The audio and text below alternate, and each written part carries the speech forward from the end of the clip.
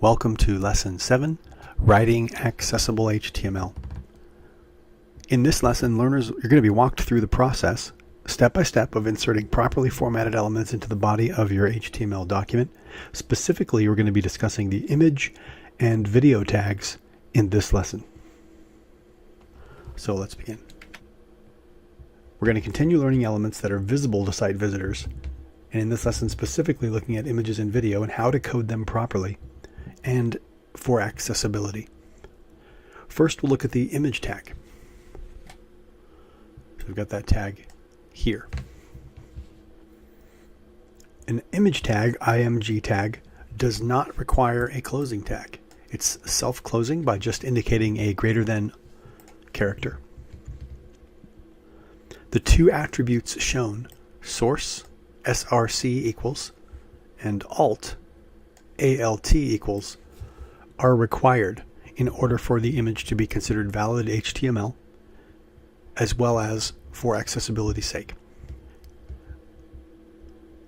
Starting with the src equals, and then double quotes. That's the source. That indicates the location of the image that is going to be shown on the page, meaning wherever your HTML document is located, the value between the double quotes after source equals will be the path to where your image is located. Now in this case, I've included a link to an image that is available on the World Wide Web from unsplash.com. Unsplash.com is a great resource for free, no license required, no copyright issues present photographs. They've been donated to the site by the photographers for purposes of getting their work out there on the web. Free to use. It's a nice resource. The alt tag, alt equals, and double quotes, indicates an explanation of the content and meaning of the image being displayed on your HTML page. You do need to have the description of the image in the alt tag be 120 characters or less. Not having an alt tag is both an accessibility issue and will invalidate your HTML code. If your image is purely decorative in nature and adds no meaning to the HTML document, you can include an alt tag without a space between the double quotes, and screen readers will skip over that image, so it will not cause confusion for people using screen reader software. So basically, here's what that looks like. So I have included a heading and a paragraph prior to the image that kind of explain what the image is, and then the image is displayed here. And that's it. Image, src equals path to the image, alt equals 120 character or less description of the content and meaning of the image. Now let's go to the video tag.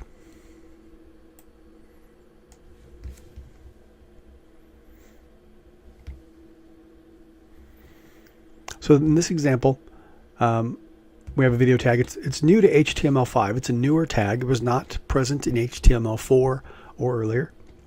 This tag allows you to reference a video file directly in your HTML document. Now just a note for anyone beginning at HTML, using video is a bit more advanced and has a bit more considerations involved than standard HTML tags, so bear with me as I explain kind of how this works. So in the example above, we have a basic video that's been linked to the HTML document. The video here I created, and I'm hosting it on my own hosting package at Network Solutions, which is this address here. So any text placed between the video tags will display in any browser that does not support the video tag. So for example, if I typed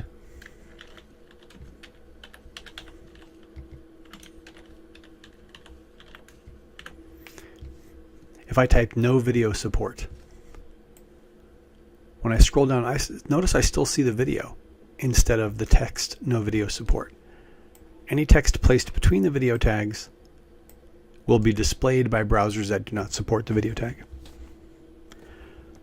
Now the width and height attributes are placed here for indicating the size of the video. You can use cascading style sheets and a class or ID for your video and define the styles of the size of the video that way. But for the purposes of this particular instruction, I'm just showing you the width and height attributes here directly in the video tag.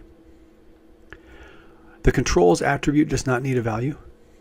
Many browsers no longer even require this specific word to be placed in the video tag in order to show controls. I'm simply including it because it's still part of the standard.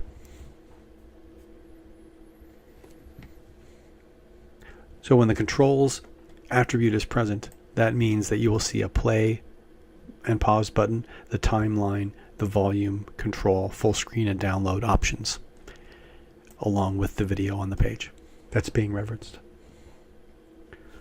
The source tag does not need to be closed, whereas the video tag does. So the video tag indicates width, height, and controls. Within the video tag, we include a source tag, which is self-closing.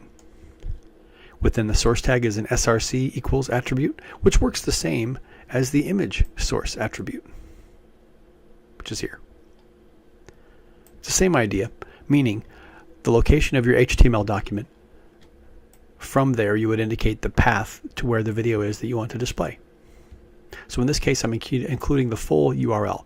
A full URL, including the HTTP or HTTPS, S standing for secure, a full URL including the protocol and host name of the site will always work in any source path for an image or a video. So in this case, we have a video that has a file extension of MP4. So having that source type, we need to indicate the type attribute is a video/MP4 style of video.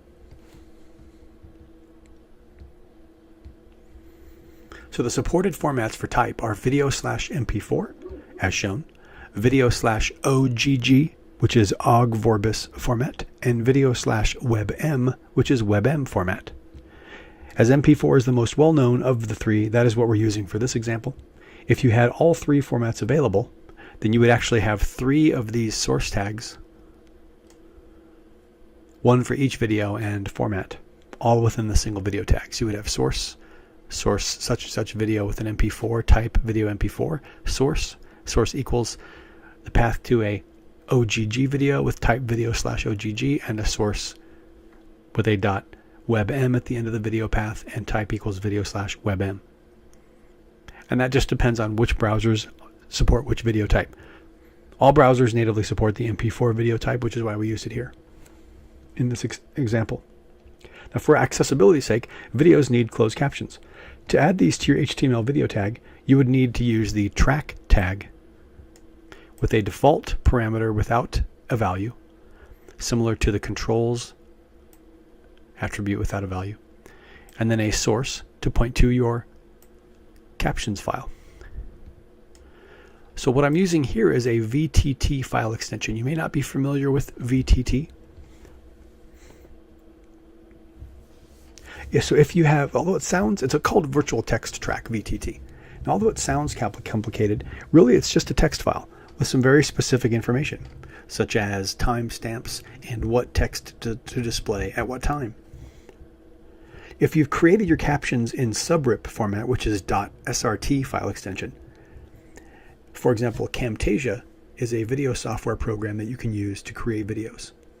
Within Camtasia is an option to include captions.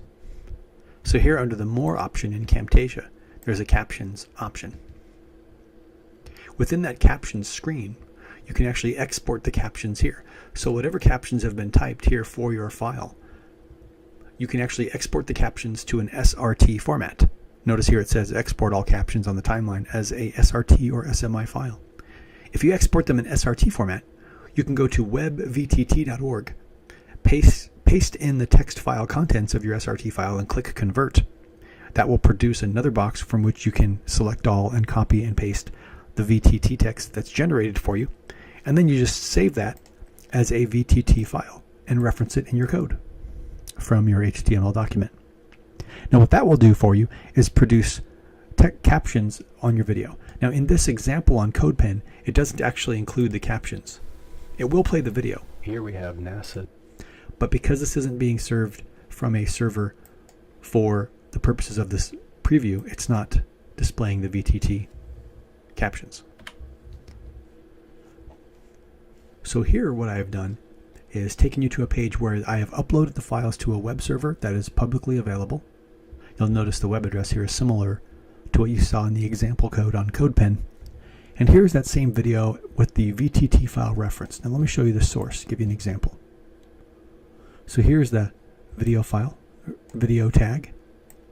Here is the source tag with the video/mp4 type. And here is the track, example-video.vtt.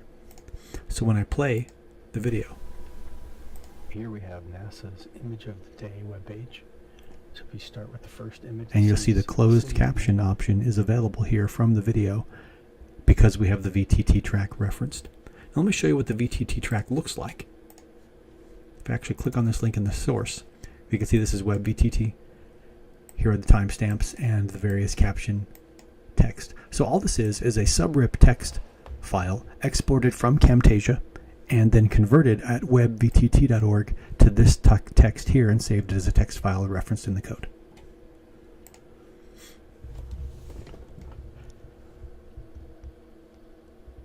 So the purpose of this portion of the lesson has been to introduce you to the video tag and explain how to use it properly, kind of in a very basic way. So I would encourage you, if you download a trial of Camtasia, it has a screen capture option. You can create MP4 videos directly in that software.